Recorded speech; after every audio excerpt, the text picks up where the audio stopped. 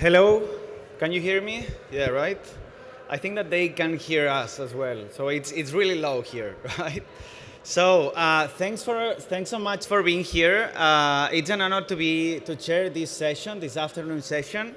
My name is Ricard Garriga. I'm from Barcelona, as you can notify thanks to my name. I'm the co-founder of the first startup decelerator. So we have an investment vehicle to invest in people, not in companies. And because the world is changing, we're gonna talk about a lot of things this afternoon. Hope you like it. And let me start to think. And what's gonna be your next customers?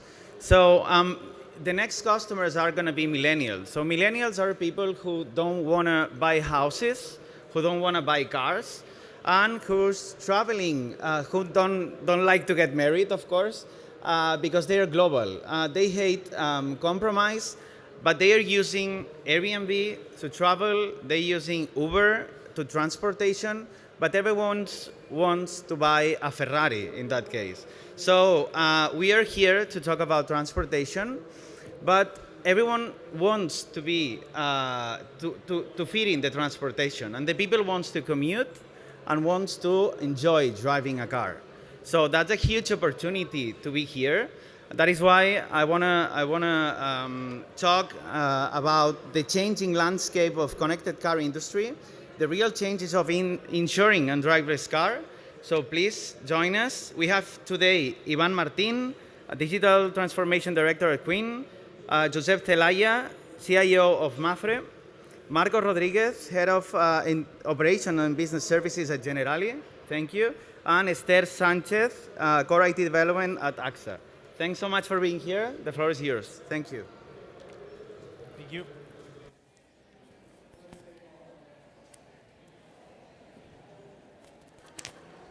Yeah, can you hear me? Yes. Well, thank you. Thank you so much. Well, this is an speech about challenge, as Ricard had said. This is a challenge to be in this new society, in this millennial society. Ricard had said that millennial people maybe don't want to buy a Ferrari. Surely they can't.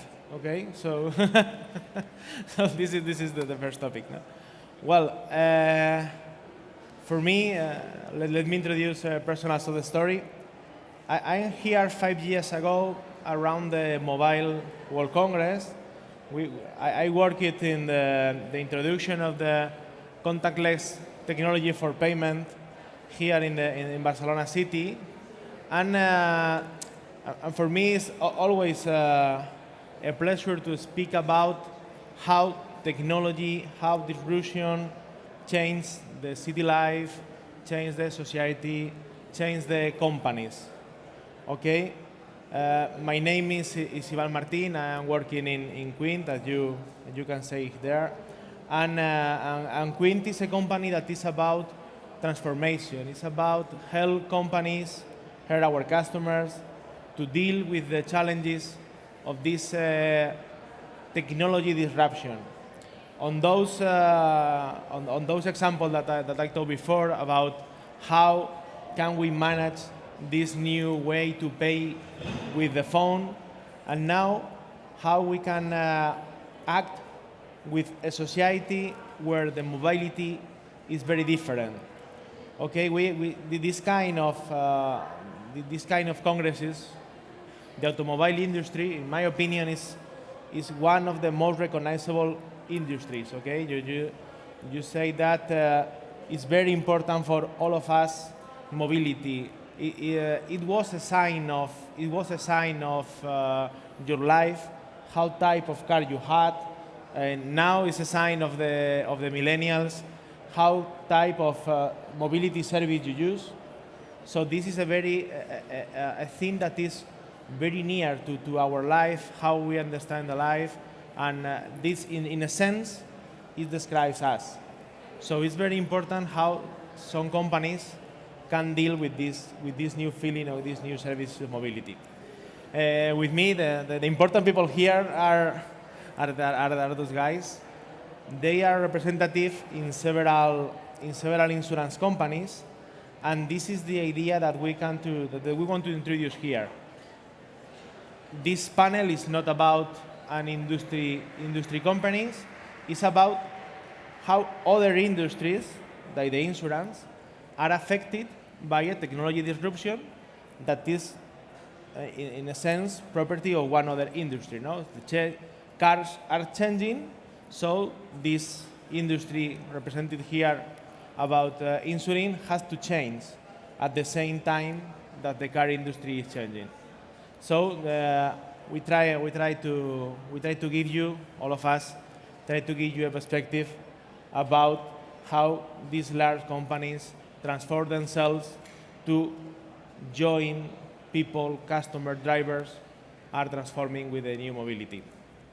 Okay, first I asked them to introduce a first opinion or a first view of how are they doing in their companies this management of the disruption, and after this first speech, we introduce some questions about I will introduce some questions about the tendencies and the trends of this smart mobility. After all these speaks, if you want to raise your voice, please use the microphone and ask a question. Okay. Well, so first, I want to introduce Marcos Rodriguez. Marcos Rodriguez is working for Generali. Okay, he comes from the economics formation. You study here in Barcelona? Here, okay. And he's in charge. He comes from the world of banking. Then he worked for consulting. Now he's in the insurance company, and he is responsible of strategy and operations. Okay, in a sense, Marcos will talk us how he is dealing with the digital disruption in a company like Generali. Marcos? You want me, first of all, thank you for having me here. Can you hear me? Yeah. Huh? Yes? Okay. First of all, thanks for inviting me and having me here. And I'm not sure whether I need to answer your question now, or you're going to introduce the rest of the participants here. Please speak about it. Well, from Generali point of view, I mean, automotive industry is being disrupted, as a number of industry are being disrupted by the digital, what we say, digital or data economy. And in terms of automotive or the auto insurance, we understand that the size of the change is going to be dramatic. Dramatic in the sense that we have carried out a number of studies, and we anticipate that by 2040, the amounts of premiums that will be collected in the auto industry could eventually come down up to 70-80% by 2040. Basically, the size of the premiums will be reduced by a number of causes. You may understand that these new trends in automotion, like self-driving cars, connected cars, and these trends that you're all experimented or seen over the course of the next few years are going to be accelerating, and this would, in our view, would dramatically reduce the risk. Basically, insurance is the basic, the raw material of insurance is actually to insure risk. As long as there's a risk, insurance insurance company makes a living. As long as there's no risk, the size and the significance of the insurance company gets reduced. So what we understand is that by 2040, the amount of risk that will be related to the automotive industry would come down to even, in the most dramatic exercise, down to 80% down from the current levels. That's a significant size. Because of, self-driving cars will dramatically reduce, the accidents. the frequency of the accidents. It could even be discussed the severity of the accidents as well. And therefore, we have to deal with this in a number of ways that perhaps I don't want to use a lot of time, but we can discuss later on. But basically, this is what we are currently seeing, and this is a reality that we need to adapt to by changing our operating model, by changing our strategy, but not only in the vertical of automotion, but also in other areas of the insurance business. Okay. Well, and next to me here, Josep Zelaya. Josep Zelaya is the head of innovation at Mapfre. So you, Josep, are in charge of how Mapfre innovates their internal processes and even how the business of Mapfre could follow the innovation and the new business models that the new technologies are giving the company a new sense. So, Josep, in a sense, how do you act for the innovation in Mapfre? Okay, I think the key challenge for insurance in this moment is how to redefine our role in the new environment. This is the challenge currently. No? Hello? Do you hear me? Yes? I'll try to speak louder. I was saying that I think the challenge for insurance right now is how to redefine the business model and how to fit in the new landscape. And I think the environment in terms of mobility is changing in three main directions. First of all, we have all the technology evolution of the car. I think this is very well known, especially in an automobile fire. So we are talking about connected car, we are talking about ADAS, and virtually in the future, in the near future or in the long run, autonomous car. So this is the first driver of change. Then we have a second one, which is the role of manufacturers. Manufacturers are really getting involved on all the businesses that are done around the car. So some years ago, you find that they were selling the cars and forgetting about their customers. Nowadays, it's about maintaining a sustained relationship on the time with their customers. And third, obviously, we have all the collaborative economies business models. And the challenge for insurers, and I think for any service provider related with mobility, is how to fit in this environment. And what we are doing is try to redefine our products. So those products are relevant for the players in this new environment. We think collaborative economies fleets, we think car owners that are willing to share their cars, and we think that manufacturers are the key players in this environment. So it's about creating products that are relevant for them.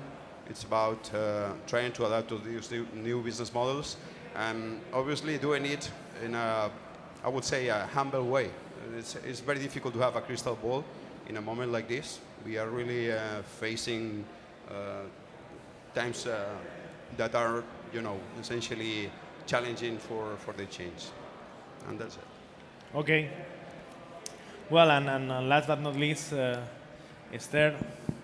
Esther is the engineer of this panel that is about business, but Esther is telecommunication engineer. He works in AXA, and he is the responsible of the IT solution development for all of the branches of the company. In this case, you are the responsible of the IT solutions that you bring to the auto business in AXA.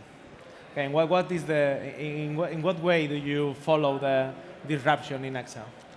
Okay, so as my colleague said, we are facing a tremendous revolution, a disruption. And how AXA is facing this?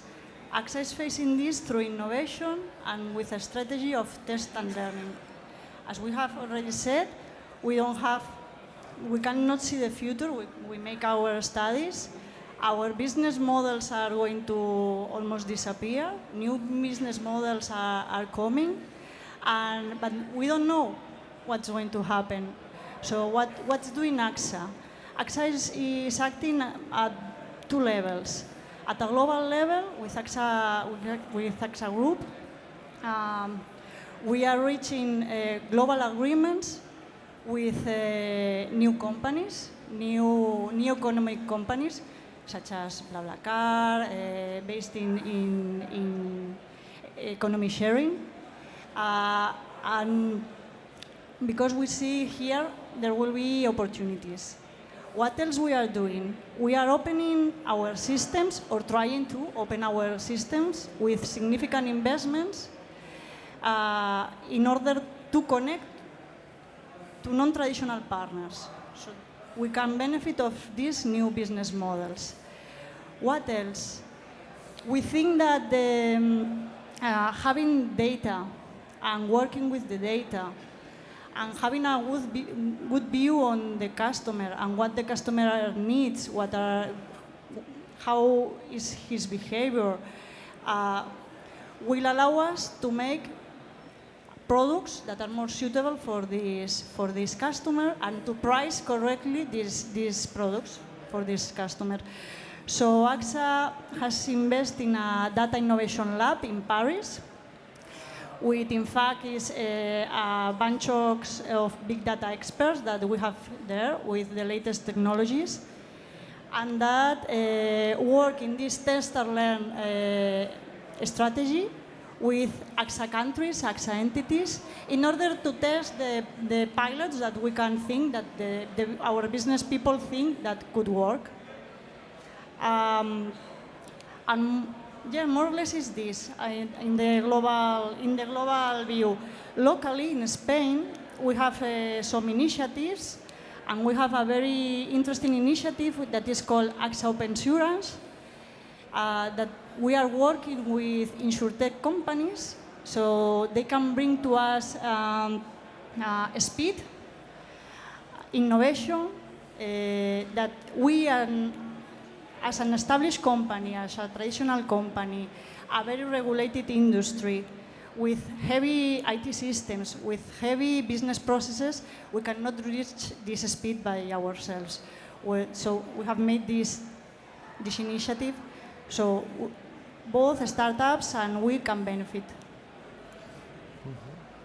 Well, thank you.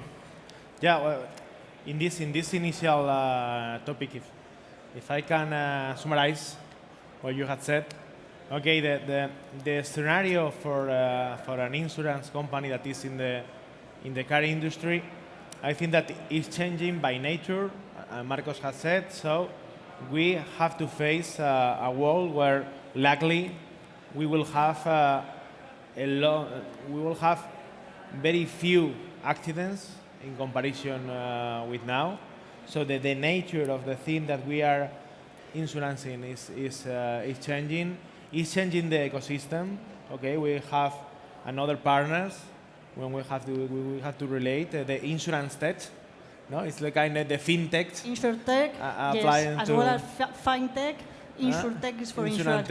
Okay, and these changes have to need a response, no, from the industry. Well, some of the key that you had said is about openness. So you are speaking that you face the challenge with an open mind. Although the heaviness that is related to the insurance world, heavy regulation, heavy systems, heavy structure, a heavy net deployed in the country, but you need to have an open mind. Okay, you say that you have to be curious about, and Joseph has said, you're curious about how the world is changing, how can we use the data that we have in order to predict. We don't have a crystal ball, but we have to predict what happened. And the most important topic that I get from your speech is that the question is to follow closer the customer behavior. So you need to go where your customers are going. No, and this is one of the points that you have said, Esther, in your case, is about the partnership or the relationship with some companies in the collaboration economy that are regarding to the mobility, like BlaBlaCar, like WeCar, etc. So my first question for you is in concrete about this tendency, this trend in the smart mobility, that is the car sharing, the mobility as a service, the collaboration economy applied to the mobility, how your companies are facing this new reality. How are you dealing with this new idea of mobility beyond the property of a car? I don't know, you can go in, whatever. Yes, AXA is reaching global agreements with these types of companies. So still we see traditional products from our side, from the companies, but we are adding guarantees that covers travel more than the property or the damages. So, for example, with BlaBlaCar, a traditional product from us covers car sharing. There's no problem.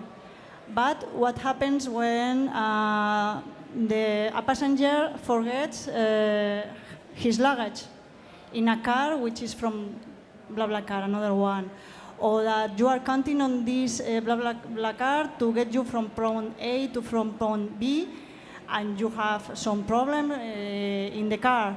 What happens? So we are adding guarantees to the travel, so both the driver and the passenger can benefit from these things. But it's to see what the customers' new needs are, and to open our mind, because our customers are not only the drivers, but perhaps the passengers, perhaps the car manufacturer, perhaps the software of manufacturer of the car.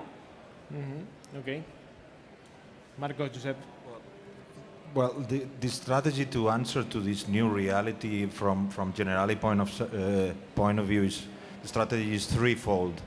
Basically, the first one is we'll try to become what we call an ambidextrous company, in the sense that on the one hand, there's still a business in the traditional business, and that business needs to be exploited because it's where we are earning our premiums now and where our profits come from, and we need to excel and have operational excellence and technical excellence in that front. So ambidextrous meaning we have to excel at managing the old business, but also create the capabilities within our company in order to adapt, experiment, and adapt to the new realities that are coming, that we don't know how many years it will take us to get there, but what is for sure is that they are coming.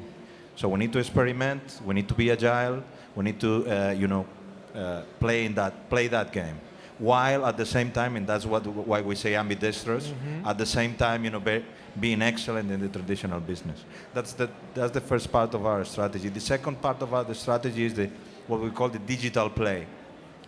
Digital play meaning the new reality is digital, the new reality is the data economy, and we need to become a data-centric or insight-centric company in that sense, and leverage on data and technology across the whole value chain, from side to side, not only on the auto insurance, but also in the rest of the lines of business. For instance, health insurance, like wearables and these kinds of things, or domotics.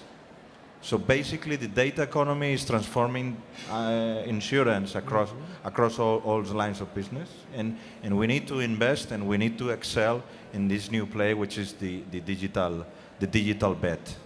So, and the third part of our strategy would be the partnership play, which is basically, as you said, we cannot excel at everything. The new economy is a data economy, it's an open economy. And the new ecosystem needs to be an open ecosystem in which a number of players need to play their part, and we need to orchestrate and take the best out of the potential partners that we are finding along the way. And that from automotion manufacturers, for instance, can be a partner to us, but also technology companies, also telematics providers. So the ecosystem needs to be open, and actually, in order to achieve the level of time to market and return on investment that we need to achieve, we cannot play alone in this game. So this is basically the three lines of strategy that we try to develop in order to respond to the new realities. To be integrated in the new economy with the collaboration, the cooperation, no? This kind of collaboration competence that we use outside. Well, and Mafre, how Mafre is facing the challenge of the integration of this new kind of economy?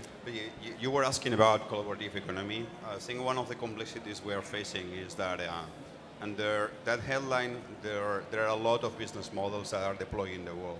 And even if you look at the most popular companies in the industry, like Uber, for instance, even Uber has like 4 or 5 different business models operating in the world. So if you look at the Uber that is working in the United States, the models they have, Uber Pool, UberX, Uber Pop, are not the same ones that are working in certain countries of Europe. It doesn't work. Again, I think the problem is, can you change this for a while? Just a second. Now better? I have to eat it. I'm gonna try not to chew it. Okay. The thing is, I was saying that the business models that are under the headline of collaborative economy are very, very different. Unless you understand each one of them and define relevant products for each one of them, it's very difficult to be relevant. I mean, let's face it, and please, the journalists in the room, do not quote me what I'm gonna say. But insurance is very boring. Let's face it. It's a really boring product. That's it. It's true. It's true. What we have to do is just fulfill do a couple of things very well, because it's what our customers are expecting. We are there just in 2 moments. We are relevant in 2 moments of the life of the customer. The first one is when they pay, which is usually painful, and the second one is when they have trouble, which is painful as well. And what we have to do is do that as best as we can. And in order to do so, we have to understand the reality of our customers. So in Spain, Uber is about what is called here VTC licenses, which is almost like a cab driver that has a license and operates professionally a car. In other countries, it's about sharing a car that sometimes is used for personal reasons, and other moments is used for professional reasons. We have to understand that and define our products to fit that reality. And that's the key cornerstone of our strategy. Mm-hmm. Okay.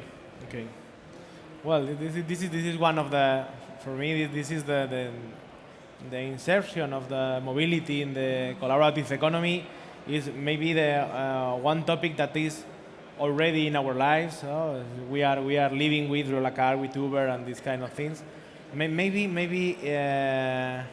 with this question we go into some years after, and I want to ask you about how do you feel you will work when the security of a car will not only be the problem with an accident, the problem with a thievery, but even that someone hack your car. No? What happened with the protection of the data that your car is generated when you are in a connected car environment? How can you protect this new dimension of the car, of driving, that we will be more present day by day for us?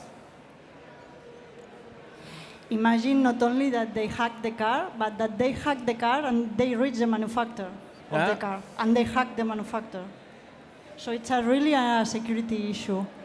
I think that we as insurers are still a bit far for ensuring car data or communications between sensors, the car, the road, other cars, between the cars, as this for us is an unknown field, and we are insurance.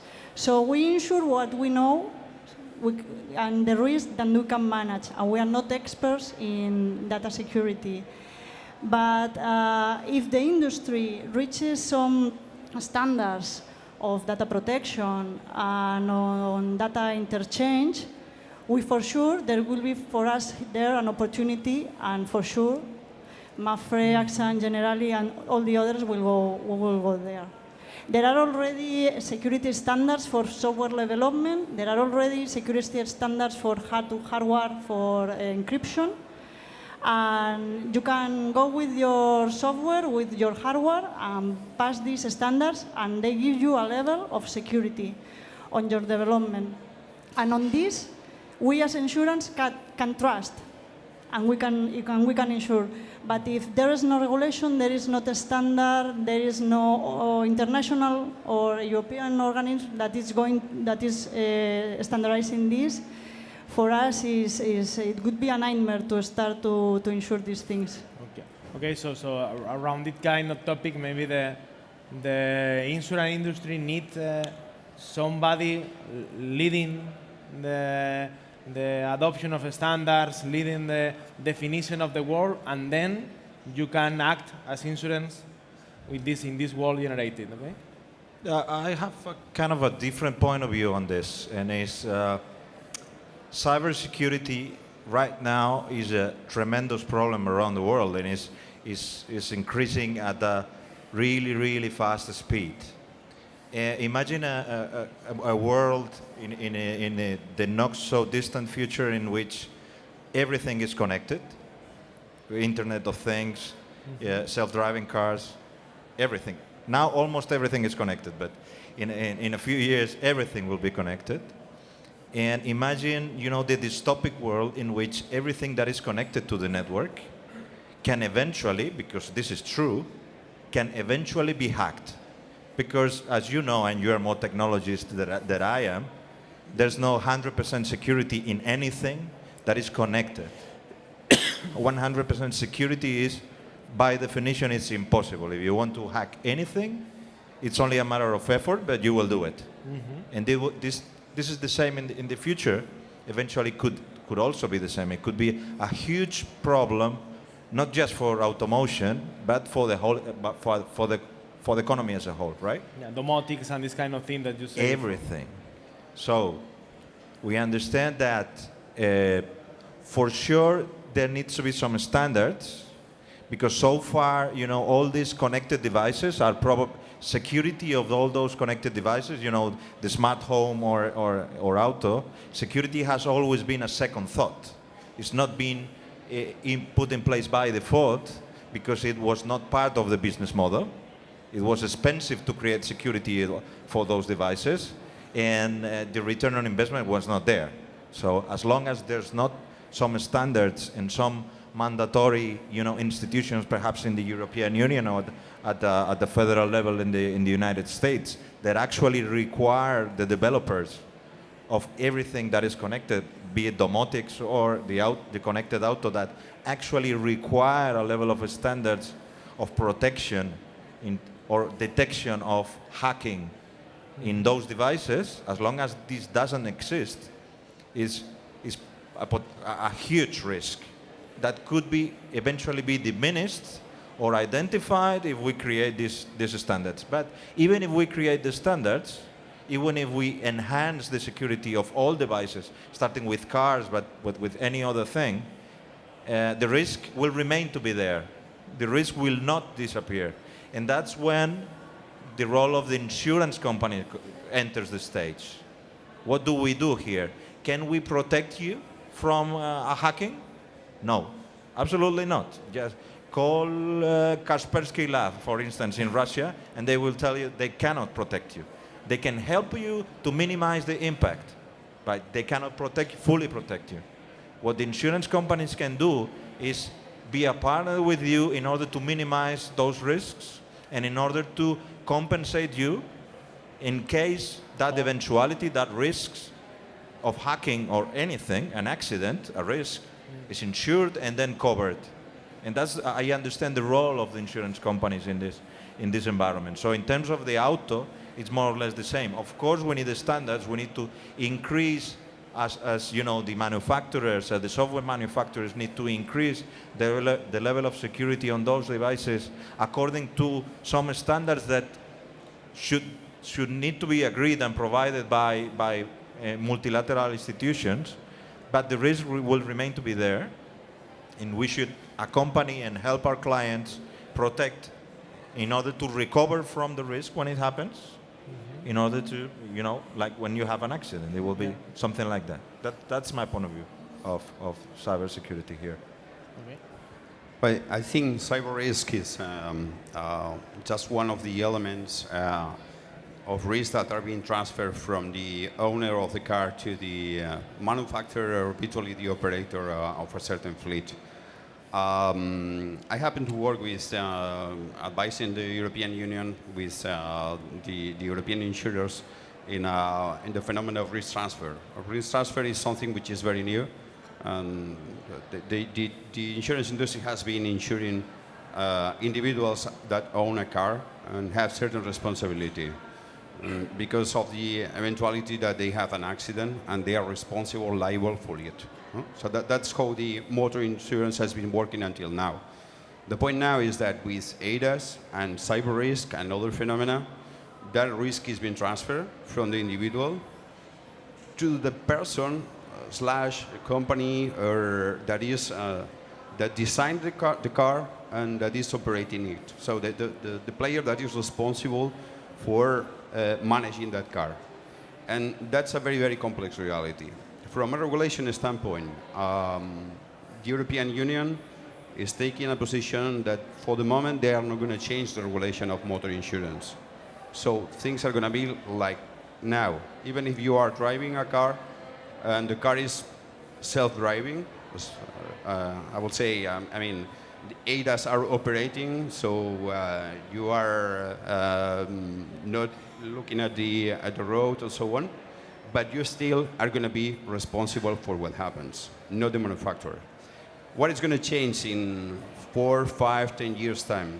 I think that situation is very unlikely to be maintained that way, because in many cases we're going to see how the car is going to drive itself, and the person is going to, from a cognitive standpoint, is going to be very far from what is going on at that moment. But it's very difficult to say at this moment what the insurance industry is going to do regarding to that phenomena.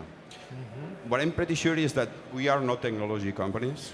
We are companies that try to understand risk in order to prevent them or help the people when the event we are insuring happens. But we are not technology companies, so it's very difficult that we become a Kaspersky for the world of the car and so on.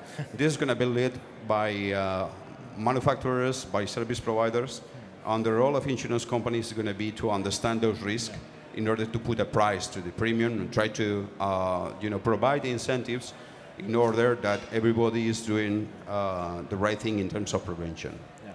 Well, yeah, this is the idea that Esther has said. No? You have no, it's not your responsibility to define the role. The responsibility is about how to manage the risks. Okay. Well, our audience is growing up during the session, so it will be interesting.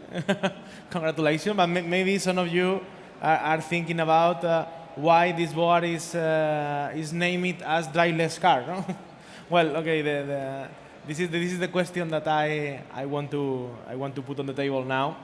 Well, we speak about how insurers will deal with shared collaborative mobility, how deal with cybersecurity, and maybe in a long-term future, or not long-term, but mid-term future, how you will deal with the driverless mobility.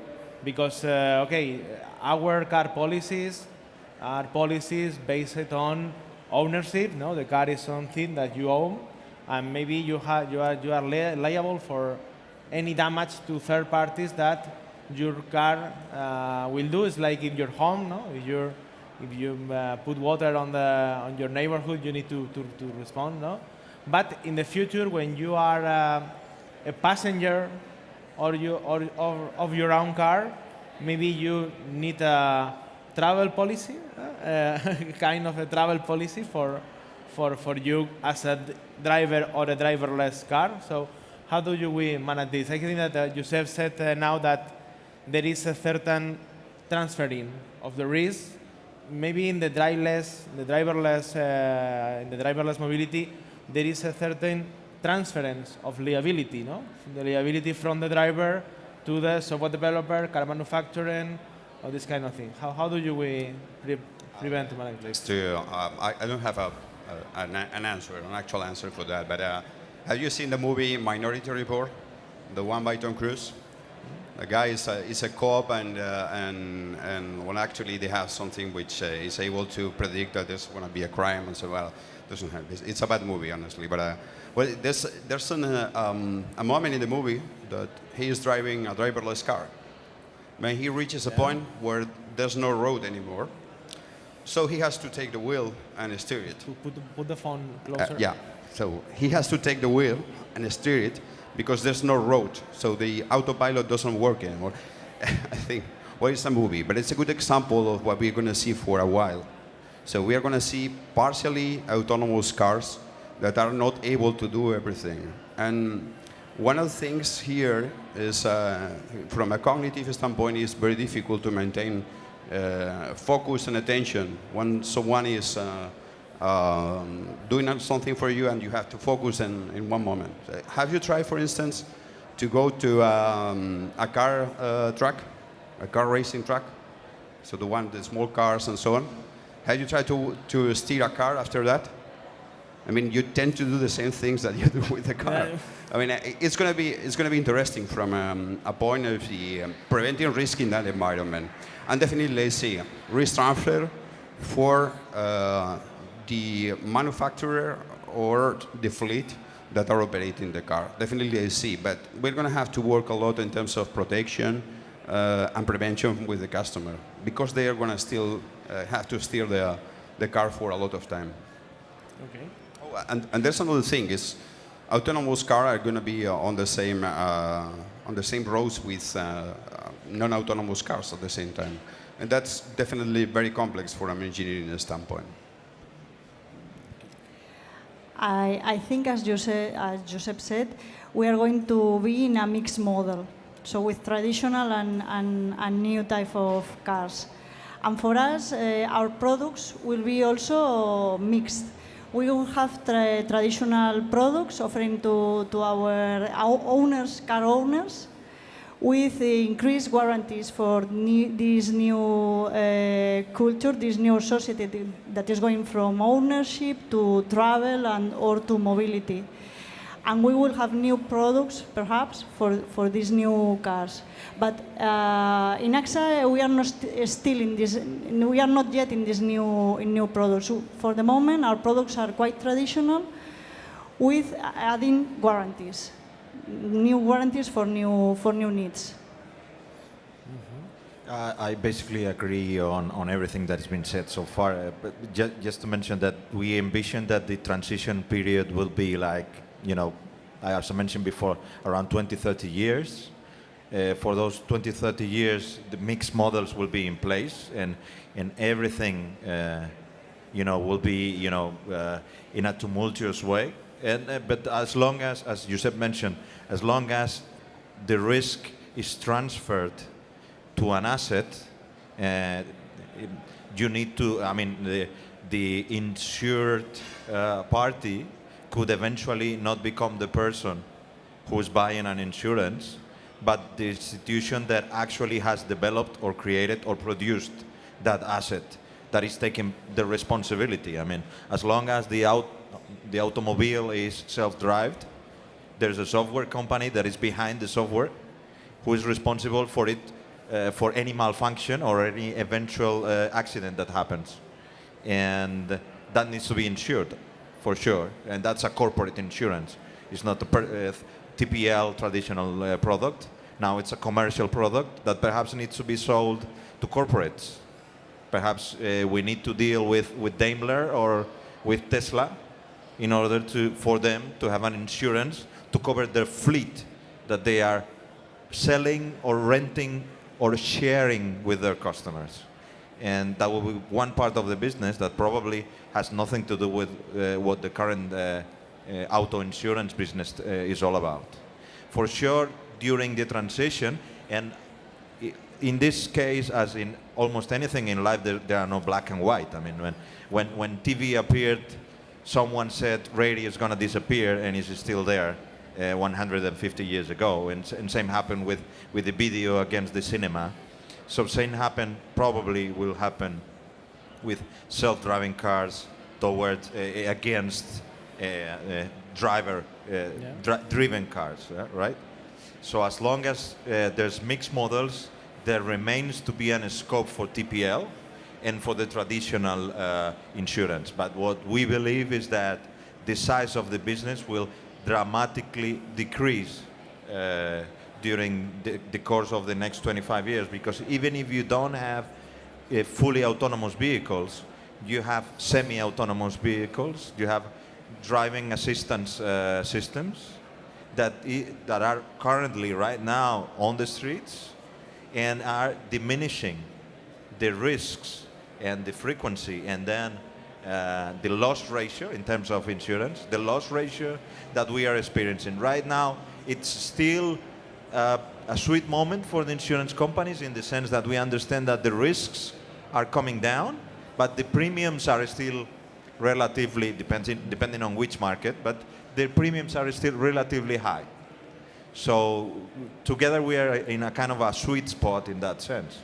But as these new driving assistance measures and self-driving cars and all this stuff gets more common and more normal in the market, the level of risk that will significantly diminish, and this will drive down the premiums necessarily, because the pricing of the insurance products needs to be calculated according to the level of risk that you are covering. If the level of risk you're covering dramatically reduced, sooner or later you have to adapt to that. So this is basically what we are seeing here. So they are the challenges that we have in this future of driverless mobility to face a world when not all the topics are defined yet.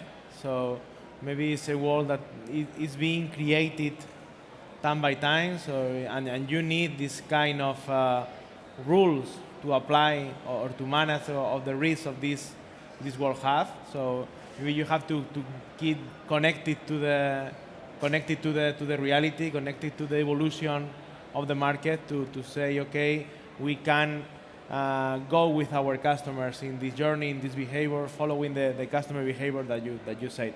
Okay, Ricard, maybe it's possible to. Okay, we have 5 minutes, I guess. So if some of you want to introduce any question, please use the phone and let us know. You got something to do? Hi, good afternoon. Thank you very much for the panel. Just one question. You spoke about the change of the premiums according to having less risk in the future, more automated. But currently we are in a status in which we do not have many statistical data about how this will happen. So it's pretty difficult to make a model in which you can base yourselves. Or do you have any plans in this area, or how do you going to tackle this, or if you need some external help to define the models? Thank you. Well, the historical basis for the self-driving car is still not there. You can argue whether Google could have some database on that, or Waymo, which is called now.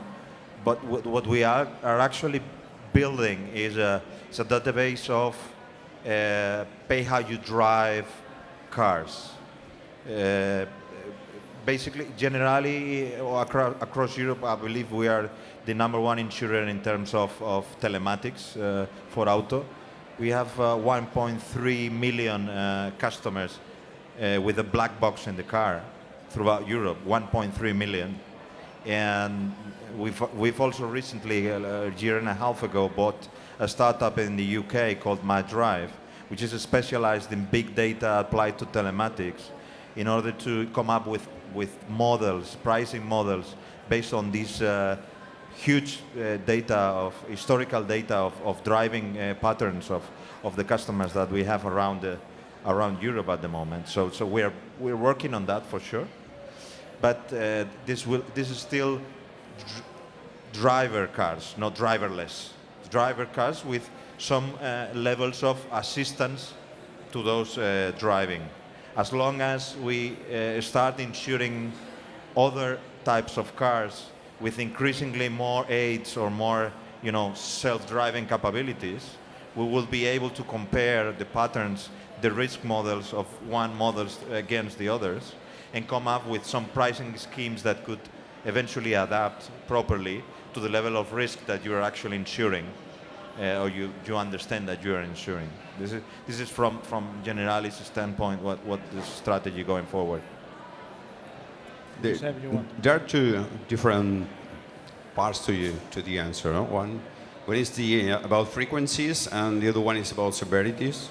About frequencies, what we are doing is collecting all the relevant data that we have in different markets, and obviously markets in the center of Europe, the United States, in some parts of Asia are more relevant for this. But you have already a lot of cars in the market with autonomous emergency braking. Not any manufacturer has an autonomous emergency braking system. You have tier 1 suppliers that are producing, so what you have is cars that have similar system.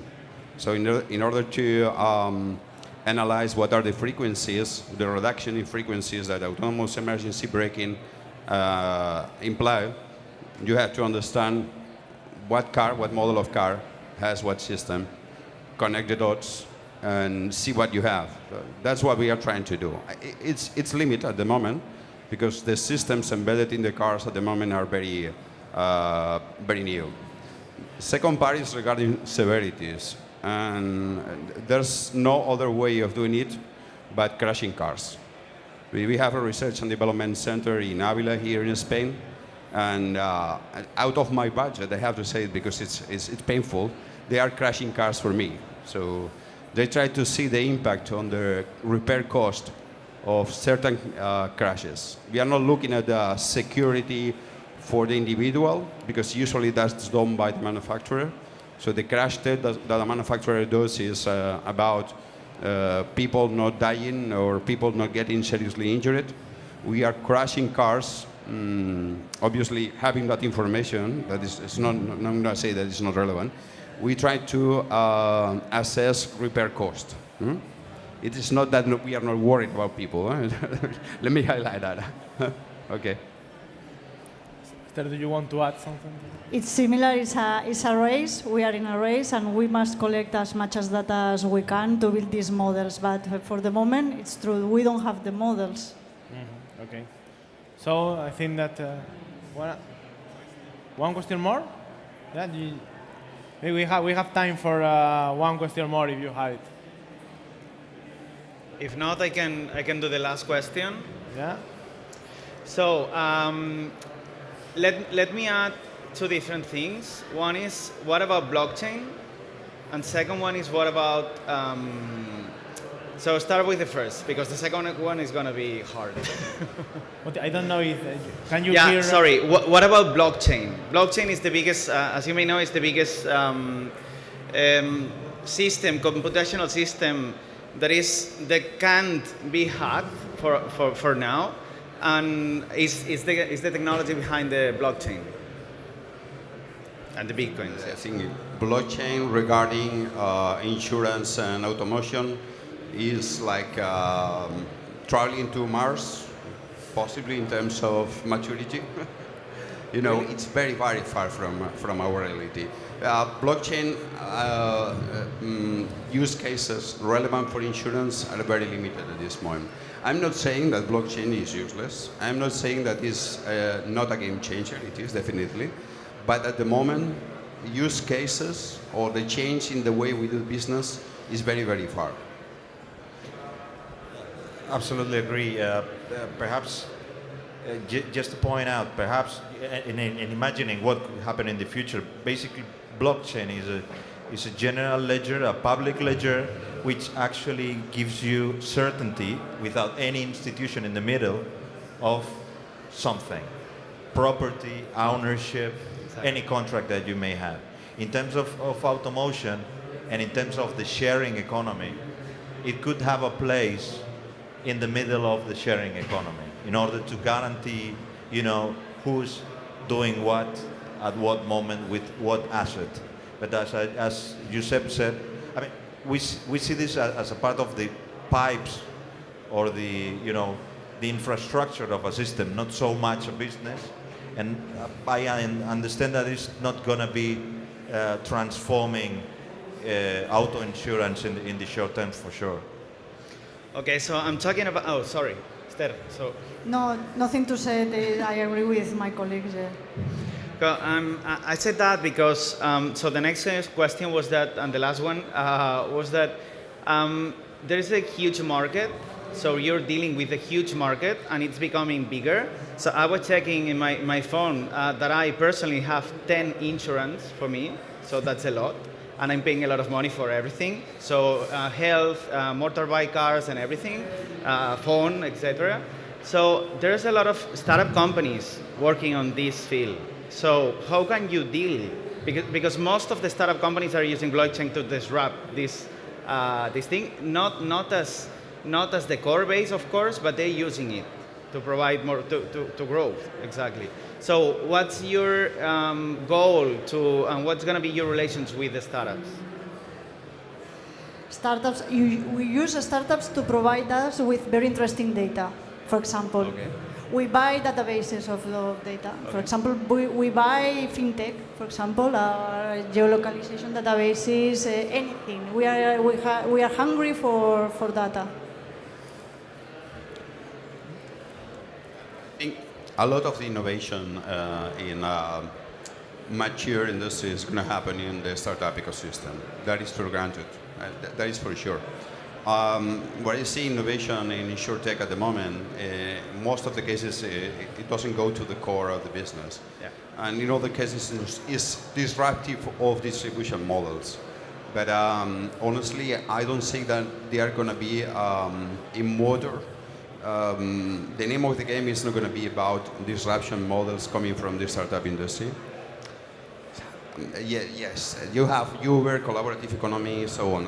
That's true. But manufacturers and established players, which already are not startups, are going to be the ones that are manage all this business. And the rest of startups are very, very relevant in terms of cooperation with established insurance providers. So it is for us to open our business systems so we can cooperate with them. In most of the cases, they are coming to us to show us relevant value propositions, enhancements for what we do today. And I think this is the way. I don't see many disruption to come in motor industry. I'm not talking about distribution. That is for sure, it's relevant. But in motor insurance, the models we have seen, like peer-to-peer insurance and so on, are not that relevant at the moment. Don't really have a lot to add to what has been said. I agree that InsurTech, at least the view of InsurTech industry at the moment is not really disrupting the insurance environment. It's more a collaborative kind of a startup. It comes. I recently been the part of the jury of the Insurance Award, the World Insurance Awards that took place a couple of weeks ago in London. And I had the opportunity to analyze more than 100 candidates for the awards. Some of them, the innovation came from companies, and a lot of innovation came from startups. But the majority of them, as Giuseppe said, are collaborative to certain parts of the industry value chain that are not being exploited at the moment. But their goal is not so far to disrupt us or to get us out of the market, but to complement us and eventually being sold to us is the dream, to be honest. And the majority of them come, or the majority of what I've seen in these 150 candidates that I've been reading through and analyzing, come from the distribution arena. And how can you leverage on data, on big data, on advanced analytics, on predictive analytics, on machine learning and artificial intelligence in order to better tailor insurance products to final users so that they are easier to be sold and consumed by final users, which is something that as established insurance players we are also working on, for sure. So it's a very interesting arena, perhaps not as disruptive as it happens with the banking value chain. I understand that in the banking value chain there are startups that are really disrupting at the current moment certain profitable parts of the business. This is not the same. So far, it's not the same in insurance. Okay. Well, if I can say a final word using your question, well, besides say thank you to you, thank you, everything. It's having my pleasure to always work with you, and for me that using your reflection, that the final message of these words will be that it's very important to be ambidextrous, as Marcos has said, because the world is changing, but will not be extended at the same time. No? So maybe the men of the 2020 will be the one species that will survive to their own extinction. So will be two worlds, one extincted and one newborn. And maybe this is the challenge. No? The challenge is to be ambidextrous in these two situations, with a world that is going to be extincted and with a newborn world that we will live in a very, very near future. Okay, thank you so much. Ivan, Josep, Marcos, and Esther, thank you so much for being here. It was an honor. Thank you.